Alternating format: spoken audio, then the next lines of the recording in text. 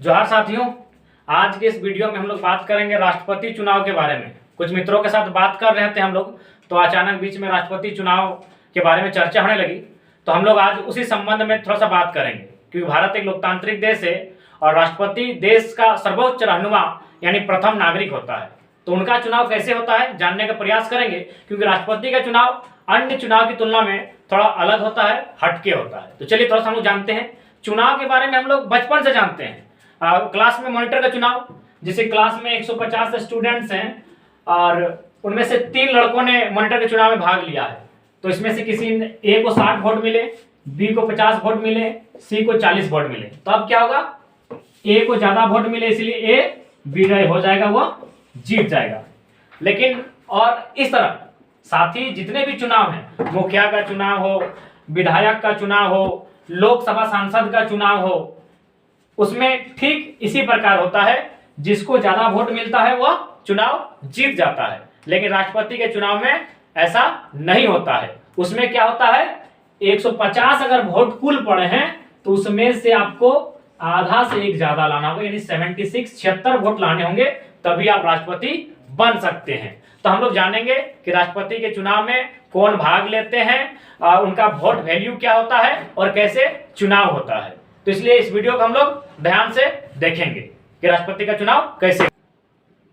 तो चलिए दोस्तों, अब हम लोग बात करते हैं कि राष्ट्रपति के चुनाव में आखिर भाग कौन लेते हैं। जैसे कि हम लोग जानते हैं कि भारत देश में जिसका उम्र 18 वर्ष है और वोटर आईडी में नाम है, वह चुनाव में भाग लेता है और वोट डालकर अपना नेता चुनता है। लेकिन राष्ट्रपति के चुनाव में ऐसा नहीं होता है। राष्ट्रपति के चुनाव में जनता भाग नहीं लेती है, बल्कि जनता के चुने प्रतिनिधि भाग लेते हैं। जैसे हम लोग विधायक चुनते हैं, टुंडी के विधायक मथुरा प्रसाद महतो हैं। हम लोग लोकसभा सांसद चुनते हैं, गिरिडीह के लोकसभा सांसद श्री चंद्र प्रकाश चौधरी हैं। तो वे लोग राष्ट्रपति के चुनाव में भाग लेते हैं और एक राज्यसभा के सांसद लेते हैं और उनको भी विधायक जो होते हैं राज्य के, वे चुनकर राज्यसभा भेजते हैं।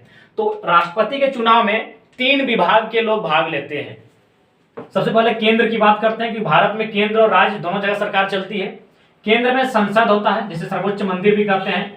संसद में हालांकि राष्ट्रपति भी आते हैं, लेकिन हम लोग क्योंकि राष्ट्रपति चुनाव की बात कर रहे हैं इसलिए राष्ट्रपति को यहां से अलग रखते हैं। संसद में 2 सदन होता है, राज्यसभा और लोकसभा। तो दोनों भाग लेते हैं, राज्यसभा के सदस्य भी भाग लेते हैं और लोकसभा के सदस्य भी भाग लेते हैं। लेकिन उसमें भी 233 ही भाग लेते हैं, 12 नहीं लेते हैं। कुल हैं 233 + 12। अभी भारत देश में राज्यसभा सांसद 12 को राष्ट्रपति मनोनीत करते हैं और 233 को राज्य के जो विधानसभा है वहां से चयन होकर आते हैं। इसलिए ये 233 राष्ट्रपति चुनाव में भाग लेते हैं, ये 12 भाग नहीं लेते हैं। ठीक उसी प्रकार लोकसभा, जिसे मोदी जी वाराणसी की सीट से चुनाव लड़े थे, हमारी गिरिडीह लोकसभा सीट है, चंद्र प्रकाश चौधरी जी हैं। तो ये लोग एक साथ पूरे देश में एक साथ ये 543 सीटों में चुनाव होते हैं और इसी में जो सबसे ज्यादा सीट लेकर आती है वही प्रधानमंत्री और सरकार बनाने का काम करती है भारत में। तो इसमें 543 सीट जो होता है जिसमें जनता चुनते हैं, वे लोग राष्ट्रपति के चुनाव में भाग लेंगे। ये 2 जो मनोनीत करते हैं राष्ट्रपति, वे लोग भाग नहीं लेंगे। यानी राज्यसभा के 233 सांसद, लोकसभा के 543 सांसद, यानी 776 सांसद राष्ट्रपति के चुनाव में भाग लेंगे। ऐसे देश में अभी 790 सांसद होते हैं, जिनमें से 14 राष्ट्रपति द्वारा मनोनीत किए जाते हैं और वे 14 भाग नहीं लेंगे राष्ट्रपति के चुनाव में। कौन भाग लेंगे, 776 सांसद, जिसमें से 233 राज्यसभा के रहेंगे और लोकसभा के 543 रहेंगे। जिस प्रकार केंद्र में संसद होती है, राज्य में विधानमंडल होता है। राज्य में विधानमंडल होता है। विधानमंडल जिस प्रकार केंद्र में 2 सदन राज्यसभा लोकसभा होता है, ठीक उसी प्रकार राज्य में भी विधानमंडल 2 सदन में होता है, विधान परिषद, विधानसभा। ये विधान परिषद हर जगह नहीं होता है और ये अनिवार्य नहीं है। अभी शायद भारत देश में बिहार, उत्तर प्रदेश, तेलंगाना, कर्नाटक 7 या 8 राज्यों में विधान परिषद है, लेकिन ये हर जगह नहीं है। विधानसभा पूरे देश में है, हमारे जितने भी राज्य हैं वहां पर हैं। 2 केंद्र शासित राज्य दिल्ली और पुडुचेरी में भी है। हालांकि कश्मीर अब राज्य नहीं रहा, तो शायद वहां का भी नियम है कि वहां भी विधानसभा रहेंगे। अखैर वो अलग बात है। यानी विधानसभा जितने भी हैं देश में, सभी विधानसभा के जो विधायक हैं, 41-20 विधायक पूरे देश में है विधानसभा में, वे लोग भाग लेते हैं राष्ट्रपति के चुनाव में।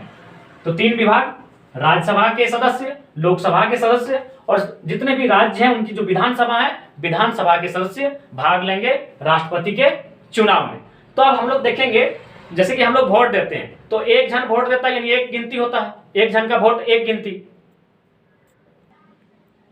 तो दोस्तों हम लोग जानते हैं कि हम लोग अगर एक वोट देते हैं तो उसका गिनती एक ही होता है, 10 वोट दिए तो उसका गिनती 10 ही होता है। लेकिन राष्ट्रपति चुनाव में ऐसा बिल्कुल नहीं होता है, वहां एक वोट का वैल्यू अलग होता है, कहीं 700 भी होता है, कहीं 200 होता है और कहीं मात्र 7 भी होता है।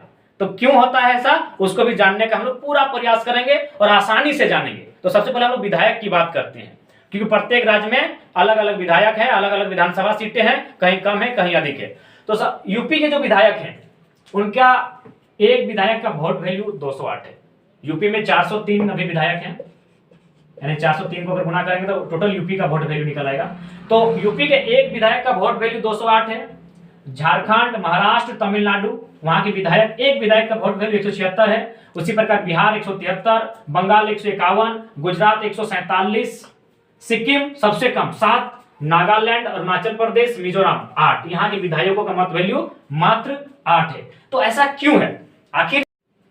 तो दोस्तों यूपी के विधायक का वोट वैल्यू 208 है, सिक्किम के विधायक का वोट वैल्यू मात्र 7 है। ऐसा क्यों है? तो सीधा आपके हर सवाल का उत्तर एक ही है, वहां की आबादी, वहां की जनसंख्या। जैसा जनसंख्या है वैसा एक विधायक का मत वैल्यू है। तो उसके लिए फॉर्मूला है, एक विधायक का मत वैल्यू, विधायक जिस राज्य की बात करें वहां का विधायक, राज्य की जनसंख्या, जिस राज्य के विधायक का मत वैल्यू निकालना हो उस राज्य की जनसंख्या, कुल जनसंख्या और कुल विधानसभा सीट, उसको फिर गुणा करेंगे 1/1000 से। जैसे हम लोग फॉर एग्जांपल लेते हैं, हालांकि ये जो जनसंख्या कब की है इसको भी याद रखिएगा, 1971 की जनसंख्या को आधार माना गया है और ये कब तक रहेगा? 2026 तक, उसके बाद नियम बदले जा सकते हैं।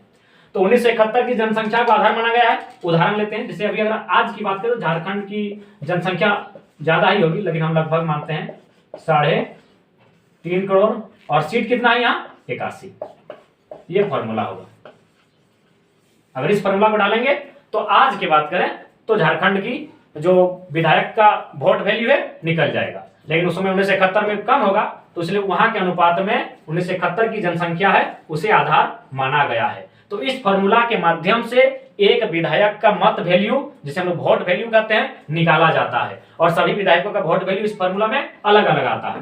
कहीं का 208 आता है जैसे यूपी का, तो कहीं का 176 आता है जैसे झारखंड का, तो कहीं से 173 आता है जैसे बिहार का, तो कहीं 151 आता है यानी बंगाल का, तो कहीं 147 आता है गुजरात का, तो कहीं 8 आता है नागालैंड का, तो कहीं 7 आता है सिक्किम का। यानी जैसा राज्य वैसा वैसा वहां का विधायक का वोट का वैल्यू निकलता है। तो चलिए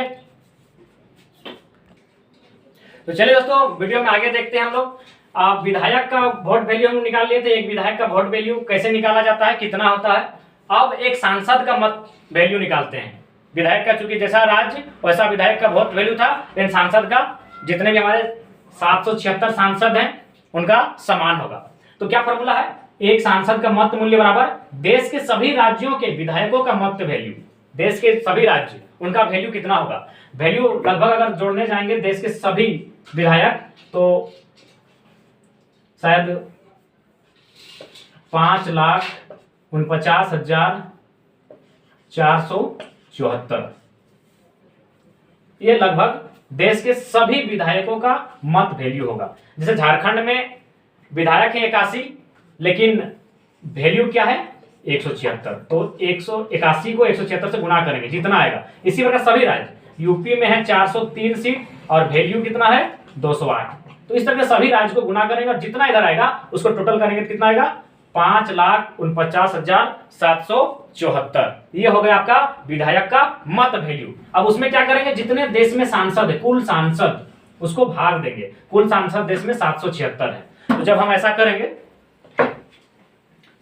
ऐसा करेंगे तो 708 पॉइंट कुछ समथिंग आएगा, लेकिन पॉइंट में नहीं लिखा जाएगा, उसे लिखा जाएगा 708। यानी भारत देश में एक सांसद का वोट वैल्यू 708 माना जाएगा, एक का। तो टोटल अगर निकालेंगे सांसद का तो यहां गुना करेंगे, वीडियो में हम आगे देखेंगे। यानी एक का वैल्यू 708।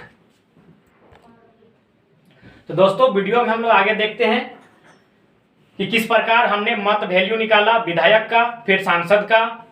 तो भारत देश में कुल 4120 4120 विधायक हैं, और सभी राज्यों का चूंकि अलग अलग क्राइटेरिया है, सभी राज्यों के विधायकों का मत वैल्यू अलग अलग है, इसलिए कुल अगर सबको जोड़ेंगे तो 5,49,774 के समथिंग विधायकों का मत वैल्यू निकल कर आता है। हमारे पास 776 सांसद हैं और सांसदों का मत वैल्यू 708 है, इसलिए 776 को 708 से गुना करेंगे तो 5,49,408 के समथिंग आपका सांसद का मत वैल्यू आता है, और सांसद और विधायक का मत वैल्यू जोड़ेंगे तो 10,98,882 यानी लगभग 11 लाख के आसपास राष्ट्रपति चुनाव में वोट वैल्यू होते हैं।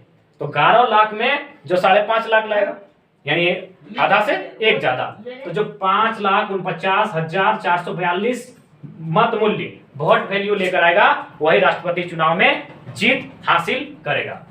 अब प्रश्न उठता है कि जो इस आंकड़ा को नहीं छू पाया, इस आंकड़ा को जो नहीं छू पाया उसके साथ क्या होगा? क्या फिर से चुनाव होंगे? जी नहीं, दोबारा चुनाव नहीं होंगे। और राष्ट्रपति चुनाव में एक विशेष बात होती है कि जैसे दूसरे चुनाव में क्या होता है कि यदि आपको मोदी जी पसंद है तो भारतीय जनता पार्टी का चुनाव चिन्ह है कमल फूल, आप जाके कमल फूल में बटन दबा के आ गए कि हमने वोट दे दिया। लेकिन इस चुनाव में ऐसा नहीं होता है, आपने मोदी जी को ही वोट दिया और उनके विरोध में जो भी हैं, जितने प्रत्याशी खड़े हैं उनको भी वोट देना होगा। सबसे खास बात होती है, जैसे बंगाल में चुनाव है, वहां आपको कमल फूल में भी देना होगा, राष्ट्रपति के माध्यम से कह रहे हैं, अगर राष्ट्रपति का चुनाव है तो कमल फूल में भी देना होगा, और आपका हसुआ कटारी में भी वामपंथियों को भी देना होगा। अगर तीर धनुष वहां लड़ रहा है तो झारखंड मुक्ति मोर्चा का जो लोगो है तीर धनुष, उसको भी देना होगा। यही राष्ट्रपति चुनाव की खासियत होती है कि जितने लोग खड़े होंगे चुनाव में सबको वोट देना होगा। तो कैसे देना होगा उसको भी हम लोग आगे वीडियो में जानेंगे। तो दोस्तों, राष्ट्रपति चुनाव में क्या होता है, जैसे मान के चलिए अजय विजय उदय 3 प्रत्याशी चुनाव में भाग लिए हैं। अगर ये दूसरा चुनाव होता तो आपका मत अगर था कि नहीं अजय को हम देंगे तो आप अजय को वोट करके घर वापस आ गए। लेकिन इसमें क्या होता है, इसमें आपको तीनों को वोटिंग करना पड़ता है। उसमें एक नियम क्या है, इसमें आपको वरीयता देनी पड़ती है कि मेरा पहला चॉइस है, आपको मान के चलिए हम विजय को 1 नंबर दिए, अजय को दूसरा रैंक दिए और उदय को तीसरा।